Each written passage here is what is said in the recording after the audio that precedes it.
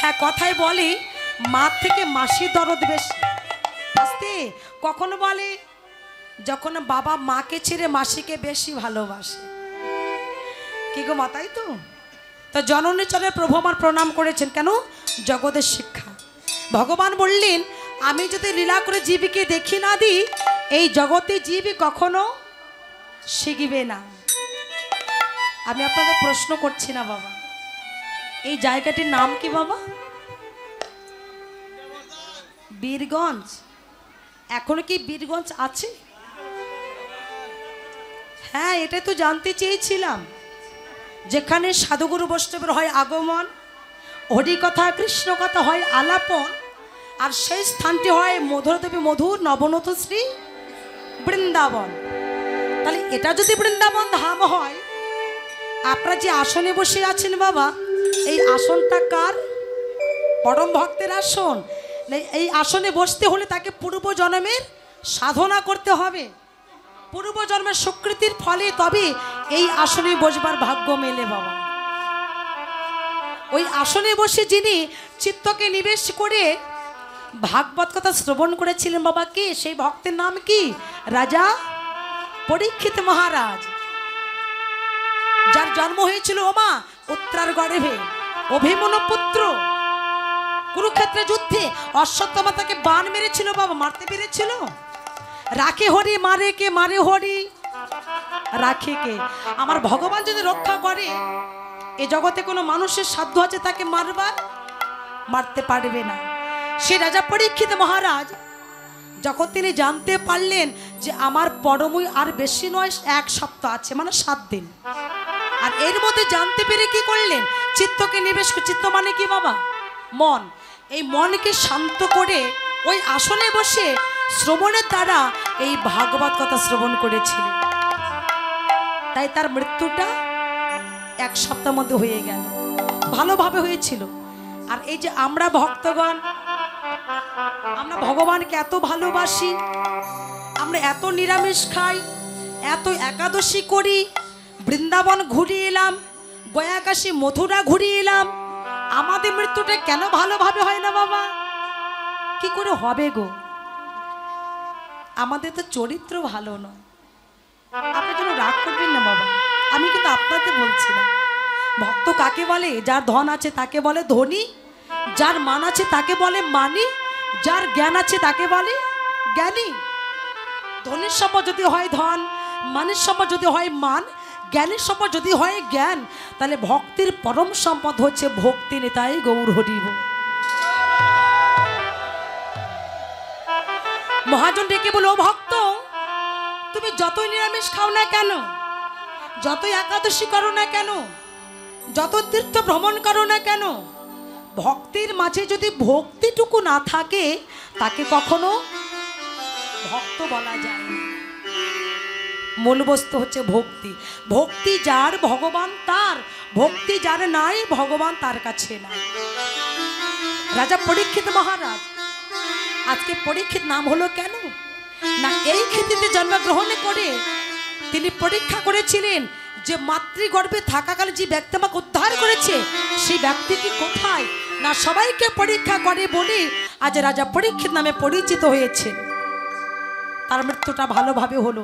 আজকে আমাদের মৃত্যুটা কেন ভালোভাবে হচ্ছে না? আমাদের বাক্য, আমাদের দৃষ্টি, আমাদের চরিত্র, আমাদের আচরণগুলিকে ভালো করতে হবে বাবা। ও মা, আমার কথায় কেউ রাগ করবেন না গো। ওই আসনটা চাইতে এই আসনটা আরো মূল্যবান বাবা। যে আসনে বসে ভাগবত পাঠ করেছিল কে বাবা? শুকদেব গোস্বামী। যার মতো মহাবৈষ্ণব আর কেহ ছিল না। আছে কি? যার ভিতরে কোনো কামের গন্ধ ছিল না, শুধু প্রেম আর ভক্তি ছিল। এই ভাগবত বাণী হচ্ছে জীবের একমাত্র মুক্তির পথ।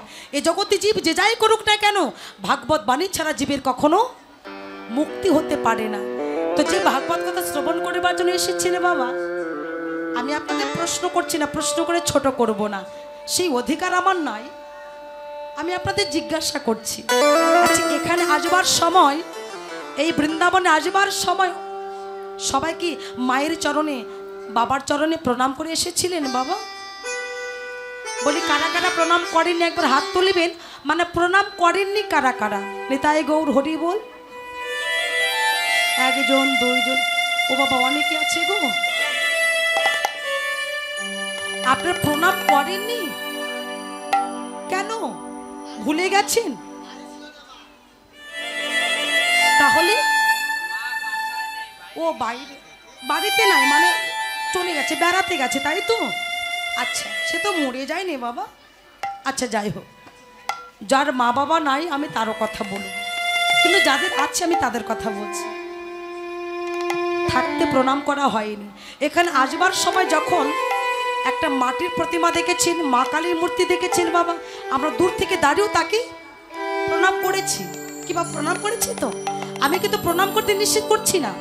তাহলে ঘরের মাকে প্রণাম করতে ভুলে গেছি, আসবার সময় ওই মাটির প্রতিমা দেখে আমরা প্রণাম করছি। অপরাধ নেবেন না বাবা। যার 10 হাত আছে দুর্গা, যার 4 হাত আছে মা কালী, যখন মায়ের চরণে ছেড়ে ওই মাটির প্রতিমা চরণে প্রণাম করেছি, তখনও কি দেখেছেন ওই 4 হাতের মধ্য থেকে একটা হাত বাহির করে, 10টা হাতের মধ্য থেকে একটা হাত বাহির করে আমাদের মস্তকে হাত দিয়ে আশীর্বাদ করেছে? করেনি। শাস্ত্রে বললেন জননী জন্মভূমেশ্বর সারে গদপি গড়িয়সী, জননীর চরণে আমার মাতা ভাই নম নম। মাটির প্রতিমা চরণে প্রণাম করব, তবে হ্যাঁ ওই মাটির প্রতিমা চরণে প্রণাম করিবার আগে সকলে চরণ ধরে বলছি বাবা, আপন আপন মায়ের চরণে প্রণাম করুন। যার 4 হাত নাই, যার 10 হাত নাই, আছে মাত্র 2খানা হাত, ওই 2টি হাত মধ্য থেকে যদি কোনো ভক্ত, যদি কোনো সন্তান সেই মায়ের চরণে একবার হাত দিয়ে প্রণাম করতে পারে, মা যদি একেবারে কিছু না জানি তবু সন্তান মস্তকে হাত দিয়ে বলবে খোকা রে, ভগবান যেন তোকে ভালো রাখে বাবা, ভগবান যেন তোর মনোবাসনা পূর্ণ করে। যা ও মা, এই আশীর্বাদ আপনারা করিবেন না? হ্যাঁ, মায়ের চরণে প্রণাম করলে পৃথক করে ওই মাটির প্রতিমার চরণে প্রণাম করিবার আর প্রয়োজন হয় না বাবা। মা ঘরে না থাক, ঘরে যে রাধা মাধবের বিগ্রহ আছে, পিতামাতা ছবি দেওয়া আছে, ওই রাধা মাধবের বিগ্রহ সম্মুখে দাঁড়িয়ে জয় নিতাই বলে ধরিয়ে দিলে প্রণাম পেয়ে যাবে।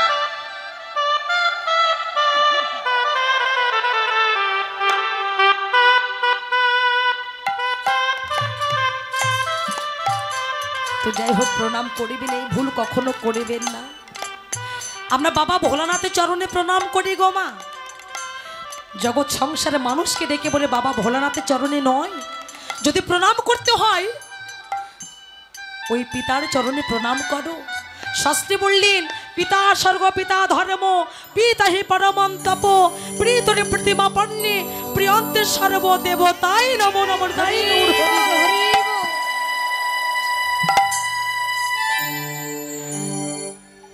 তাই সকলে চরণ ধরে বলবো বাবা, আমার কথা কেউ রাগ করবেন না। জগতে জগতে পিতা ভগবান লীলা করে জীবীকে দেখিয়ে দিয়েছেন, আমরা কেন প্রণাম করতে পারবো না? এই জগতের সন্তান যারা বাবা মাকে শ্রদ্ধা করতে জানে না, যারা বাবা মাকে স্নেহ করতে জানে না, প্রণাম করতে জানে না, সেই সন্তান যতই হরি ভজন করুক না কেন বাবা, পিতামাতার আশীর্বাদ না থাকলে সেই সন্তান কখনো কৃষ্ণ ভক্ত হতে পারে না বাবা। ও মা, এই জগতে একটা মা সন্তানকে কত কষ্ট করে মানুষ করে, আর আমরা সেই মায়ের কথাই ভুলে যাই। হরি বল। কিন্তু জগৎ পিতা ভগবান আমাদের লীলা করে জীবকে দেখে দিয়ে, হে জগতে জীব তোমরা যে যাই করো না কেন, কিন্তু জন্মদাতা মায়ের কথা যেন ভুলে যেও না। যে পিতা মাতা তোমাদের বড় করেছে, কষ্ট করে অক্লান্ত পরিশ্রম করে বড় করেছে, সেই পিতা মাতার কথা তোমরা ভুলে যেও না গো। আর ওই পিতা মাতা চরণ ছেড়ে দিয়ে তোমরা আমার চরণ যতই পাবার চেষ্টা করো, যারা পিতা মাতাকে ভালো না বাসে, আমি জগৎ পিতা ভগবান, আমার কৃপা তার কখনো কোনোদিন হতে পারে না। এই জগতের সংসারে আমরা সেই মায়ের কথাই ভুলে যাই, বাবার কথা ভুলে যাই। আপনাদের দিকে আছে কিনা তা জানি না বাবা। প্রত্যেকের সংসারে দেখা যায় যে সন্তানের জন্য মা অক্লান্ত পরিশ্রম করে, বাবা হাড় ভাঙা খাটুনি খেটে যে সন্তানকে বড় করলো, মানুষ করলো, সে মায়ের কথা আমরা ভুলে যাই, সে বাবার কথা আমরা ভুলে যাই। এটা বাস্তব প্রমাণ বাবা। এই জগতের নিয়ম, এই জগতের ভালোবাসা। ও মা, ছেলেরা তখনই মায়ের কথা ভুলে যায় কখনো জানেন? যখন ছেলেরা বউ পেয়ে যায়, মেয়েরা স্বামী পেয়ে যায়, তখন এই জগতের সংসারে পিতা মাতার কথা ভুলে যায়। একটি বাস্তব ঘটনা বলছি বাবা, আস্বাদন করুন। এই জগতের সংসারে যে সন্তানকে বড় করবার জন্য মা এত কিছু করে গেল, সন্তানকে মানুষ করতে গিয়ে মা নিজের সুখটাকে ভুলে গেল, নিজের সুখটাকে ভুলে গেছে, নিজের সুখটাকে বিসর্জন করে সন্তানকে মানুষের মতো মানুষ করেছে। দুঃখিনী মা, জনম দুঃখী মা। সন্তান যখন উচ্চ শিক্ষা শিক্ষিত হলো, মানুষ হয়ে গেল, বড় অফিসে চাকরি পেল, উপযুক্ত কন্যার সঙ্গে যার বিবাহ দিল, ওই সংসারে যখন বউ এলো, মা ধীরে ধীরে পর হয়ে গেল। যখন একটি সন্তান হলো, নাতি ছেলে হলো, মা যখন বৃদ্ধা হয়ে গেল, মাকে ঘর ছাড়া করে দিচ্ছে। কেমন করে লক্ষ্য করুন। এই জগৎ সংসারে যেটা হয় আমি সেটাই বলছি বাবা। স্ত্রী স্বামী যখন ঘরে ফিরেছে, অফিস থেকে ডেকে বলছে, গো তোমার সংসারে কখনো সুখ পেলাম না, সংসারে জ্বালা, বাহিরে জ্বালা, সন্তানের জ্বালা, তোমার মায়ের জ্বালা, কত জ্বালা সহ্য করব। স্বামী বুঝে নিলেন, আমার স্ত্রীকে সুখ দিতে হলে, সংসারে সুখ পেতে হলে আমার মাকে ঘর ছাড়া করে দিতে হবে। মা ধীরে ধীরে নিজ ঘরে যখন বসে আছি, সন্তান আমার মায়ের কাছে দাঁড়িয়ে বলছে, মা তুমি কি ঘুমিয়ে পড়েছো? বলে, না রে খোকা, তুই এসেছিস, আমি এখনো ঘুমাইনি। ও মা, অনেকদিন তোমাকে কথা বলবো আমি ভেবে পাচ্ছিলাম না, আজকে তোমাকে বলতে এসেছি। ও মা, কাল সকাল হলে তোমাকেই নামে কোথাও ঘুরতে যাব, তুমি কি যাবে? খোকারি, বড় আনন্দের কথা বলেছিস বাবা, কেন যাব না রে? কতদিন পরে তুই আমাকে ঘুরতে নিয়ে যাবি, আর আমি তোর সঙ্গে যাব না বাবা? যা, ভাবিস না। ও মা, তুমি সকাল হলে গুছিয়ে নেবে, আমি তোমাকে নিয়ে ঘুরতে যাব। মায়ের সারা রাত্রে আর ঘুম হয়নি। কেন? সন্তান আমাকে ঘুরতে নিয়ে যাবে, কি আনন্দ। সারা রাতটা পোহায়ে গেল, সকাল হয়েছে, মা স্নান করে তাড়াতাড়ি করে ভালো একটা শাড়ি পরে নিয়েছে। খোকাকে ডেকে বলছে, খোকা রে তুই এখনো ঘুমিয়ে আছিস, একবার চেয়ে দেখ বাবা, তুই না আমাকে বলেছিস আমাকে ঘুরতে নিয়ে যাবি, বেলা হয়ে গেল, কখন আর যাবি? ধীরে ধীরে খোকা দরজা দুভাগ করে ডেকে বলছে, মা তুমি উঠেছো, তবে একবার গুছিয়ে নাও, চলো তাড়াতাড়ি, দেরি হয়ে গেল। খোকারি, আমার গোছানো হয়ে গেছে বাবা, চল। সন্তান তাড়াতাড়ি করে গুছিয়ে মায়ের হাতটা ধরে এবার ঘুরতে নিয়ে যাচ্ছে। কোথায় যাবে গো? হাওড়া স্টেশনে মাকে নিয়ে বসেছে। ও মা, কথাটা শুনুন, আপনাদের কাজে লাগবে, হয়তো আপনাদের জীবন চরিত্রের সঙ্গে একেবারে মিলে যাবে। মায়ের হাত ধরে সন্তান আগে আগে যাচ্ছে, মা পিছনে পিছনে যাচ্ছে। ওই হাওড়া স্টেশনে মাকে নিয়ে বসিয়েছে। কিছুক্ষণ পরে মাকে ডেকে বলছে, মা সকালবেলা তুমি তো কিছু খাওনি, তুমি কি কিছু খাবে? খোকারি, দেখ না বাবা, আমার তো দাঁতগুলো পড়ে গেছে, কি আর খাবো? ওই যে দেখ একটা ফলের দোকান আছে বাবা, যা, যদি এনে দিতে হয় আমাকে একটু আঙুর ফল এনে দিবি, আমার মনে বড় বাসনা হয়েছে, আমি আঙুর ফল খাবো। আচ্ছা ঠিক আছে মা, তুমি ভেবো না, তুমি এখানে বসো, আমি আঙুর ফল আনতে যাচ্ছি। মাকে বসিয়ে রেখে বাবা আঙুর ফল আনতে চলে গেছে। সেই যে গেছে, সন্তান আর ফিরে এলো না। সকাল চলে গেল, দুপুর এলো, দুপুর গড়িয়ে বিকাল হলো, বিকাল গড়িয়ে সন্ধ্যা হলো, সন্ধ্যা চলে গেল, রাত হলো, খোকা আর ফিরছে না। যে পথ দিয়ে সন্তানে গেছে ওই পথে নিবিড় হয়ে তাকিয়ে আছে, খোকা কখন ফিরে আসবি? আর মা আমার অঝরে কাঁদছে, আর ওই যে ফলের দোকানে সেই সকাল থেকে বড়িমাকে লক্ষ্য করেছে কি, সেই যে বড়িমা সকালবেলায় সে বসলো, কেউ কি আর নিতে এলো না? রাত হয়ে গেল, আপন আপন মানুষ আপন ঘরে ফিরে গেল, মাকে কেউ নিতে এলো না। তো বড়িমা কেন বসে আছে? তাড়াতাড়ি দোকানটাকে বন্ধ করে ওই বড়িমার কাছে এসে দাঁড়িয়েছে। বড়িমা, ও বড়িমা। কে? ও বড়িমা, সেই যে দেখলাম তুমি সকালবেলা এসে বসেছ, তোমার কেউ নাই? খোকারি, আমার সন্তান আমাকে বসিয়ে রেখেছে কোথাও ঘুরতে নিয়ে যাবে বলে। আমার খোকা আমার জন্য ফল এনতে গেছে, আঙুর ফল এনতে গেছে, সেই যে গেল আর ফিরে এলো না। ও মা, তোমার খোকা আর ফিরে আসবে না। কেন? ও মা, তুমি জানতে পারলে না? তুমি সংসারে বোঝা হয়েছিলে বলে, ওই সংসারে আবর্জনা ছিলে বলে তোমাকে ঘর থেকে বাহির করে দিয়েছে মা। বড়িমা কেঁদে বলছে, খোকা, আমি জীবনে কখনো কোনোদিন ভাবিনি রে, আজ শেষ বয়সে আমাকে অমন করে কাঁদতে হবে। খোকা, আমি কখনো ভাবিনি আমাকে শেষ বয়স অমন করে কাঁদতে হবে, দুঃখ পেতে হবে।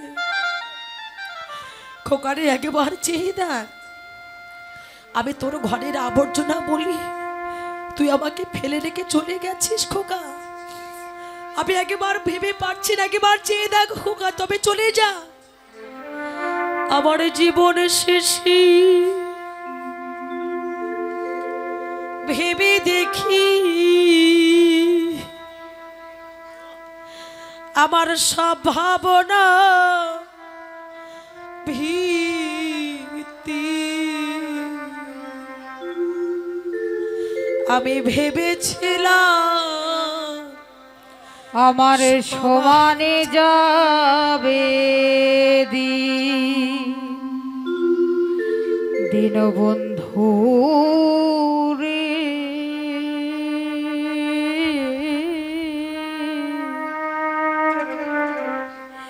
আমি ভেবেছিলাম আমার সমানে যাবে দিন। আমি কখনো ভাবিনি শেষ বয়স আমাকে অমন করে কাঁদতে হবে। আমি পাড়ের ঘাটে, আমি পাড়ের ঘাটে এসে দেখি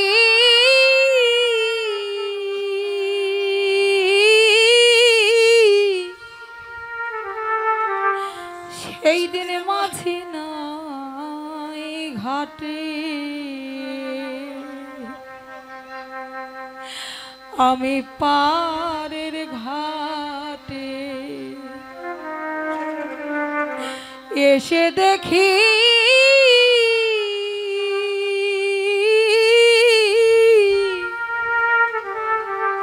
সেই দিন মাঝি নাই ঘাটে। আমার আয়ু রবি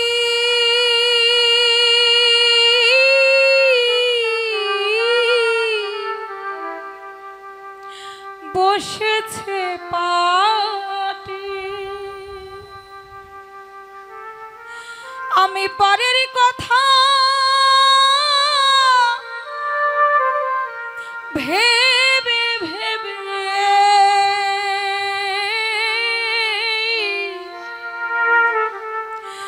সংসারের মানুষের কথা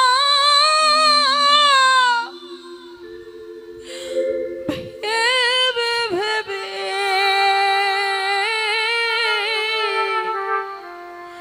আমার নিজের দেহ হলো কি।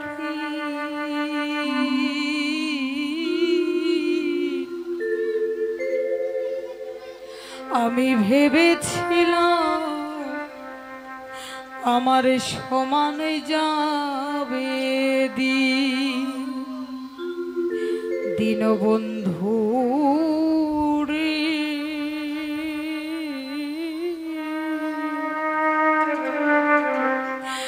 আমি ভেবেছিলাম আমার সমানে যাবে দিন। ভেবে বলে পাগল বিজয়,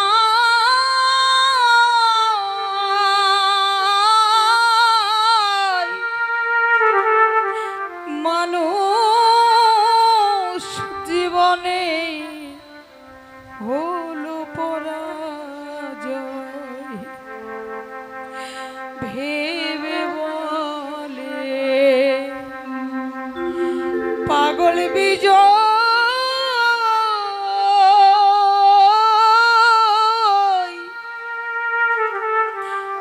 মানুষ জীবনে হলো পরাজয়। আমরা ভাবিলাম না সেই চরণ ভয়,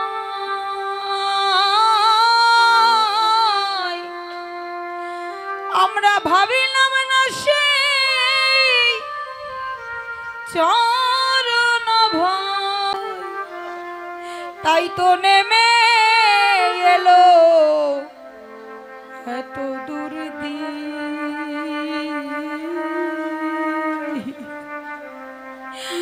আমি ভেবেছিলাম আমার সমানে যাবে দিন। দীনবন্ধু রে,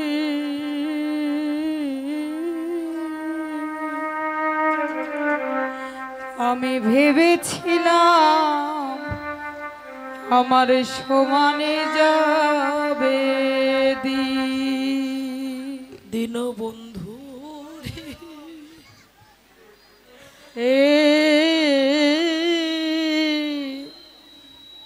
আমি ভেবেছিলাম আমার সমানে যাবে খোকারি, তুই আমাকে ঘর ছাড়া করে দিলি। আমি ঘরের আবর্জনা বলি, ওই সংসারে বোঝা হয়েছিলাম বলি আজ আমাকে ঘর ছাড়া করে দিলি খোকা। তবে যা বাবা, আমি তো মা, আমি ভগবানের চরণে আর কিছু চাই না। হে দয়াময়, তুমি আমার সন্তানকে ভালো রেখো। হে দয়াময়, তুমি আমার খোকাকে ভালো রেখো। ও মা, আমরা সন্তানকে ভুলিয়ে যাই। এ জগতের সন্তানেরা পিতা মাতাকে ভুলতে পারে, পিতা মাতাকে সন্তানকে ভুলতে পারে পারে না।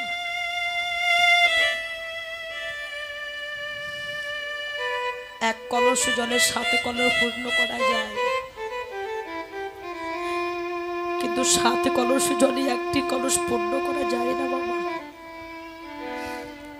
একটি কলস হচ্ছে আমার একটি মা, যিনি জন্ম দুঃখেরই মা, একটি বুকের দুঃখ খাইয়ে 7 সন্তানকে মানুষের মতো মানুষ করতে পারে। ওই সন্তান যখন মানুষের মতো মানুষ হয়ে যায়, একটি মাকে আর মানুষের মতো মানুষ করে রাখতে পারে না। আজকের দরজা লাথি, কাল অরুদয় ঝাঁটা, ঝাঁটা লাথি খেতে খেতে পিতা মাতার জন্মটা কেটে যায়। হৃদয় গৌর হরিবল হরিবল।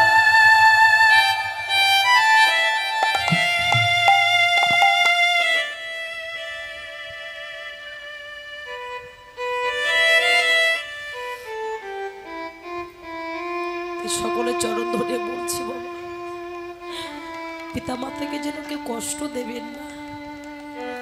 যদি মায়ের নয়ন হতে আগে বিন্দু বাড়ি ঝরে পড়ে, সেই সন্তানে কখনো মঙ্গল হতে পারে না।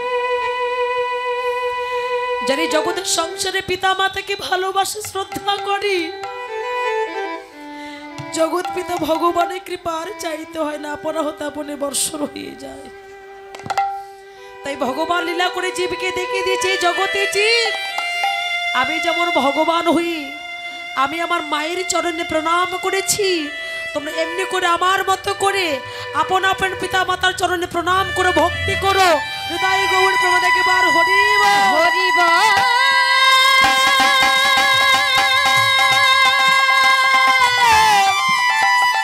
হরি বল